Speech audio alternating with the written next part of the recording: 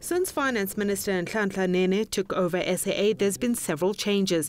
The airline has had to cut its loss-making routes, revisit its supply contracts, freeze vacancies and cut staff expenses. We have closed the routes of Beijing and Mumbai, which were heavily loss-making for us. But at the same time, we have entered into Abu Dhabi, where we have a strong network of code-share agreements, which help us carry passengers beyond the Middle East into India, China, and basically the entire Asian continent. So that's basically done a lot of, brought a lot of relief to our financial performance. But with stiffer competition and the Ebola crisis still fresh in the minds of many, the strategy hasn't been easy to implement. Our African network now has been missing a lot of the leisure-based traveler because of this misconception that Ebola was everywhere in Africa. So it's been tough, and you know, all the commodity prices have basically collapsed recently. So we are seeing a lot of business travel that used to be justified by the high price of those commodities is not happening any longer. Analysts, though, feel there are real structural problems with SAA that a new strategy won't fix. SAA needs to take drastic measures in terms of headcount. It needs to take drastic measures in terms of ascertaining on which routes it can make a profit and focus on those routes.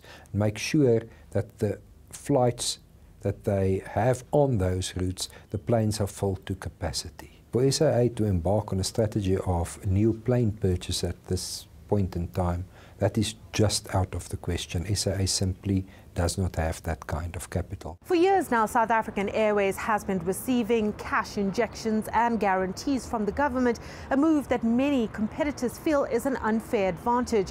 While many experts have recommended privatization, the government is refusing to budge.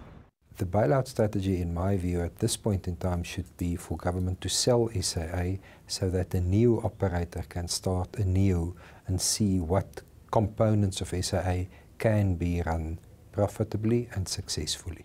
SAA says it will take a few years to turn the business around. For the 2013-2014 financial year, only its domestic routes showed growth. There's only one way out of this trouble, is to try to bring the company back to sustainability. We cannot continue to live on borrowed money. We know the government does not have hard cash for us. As a shareholder, it will not be willing to invest into SAA because it's got other national priorities, which we do understand. So we need to do the work internally and make sure that we generate our own money to pay back the debt and then to grow again in the future. It remains to be seen whether SAA will overcome this turbulence and return to profitability anytime soon. In the meantime, the Finance Minister will maintain his oversight over the airline. Sumitra Nydoo, CCTV, Johannesburg.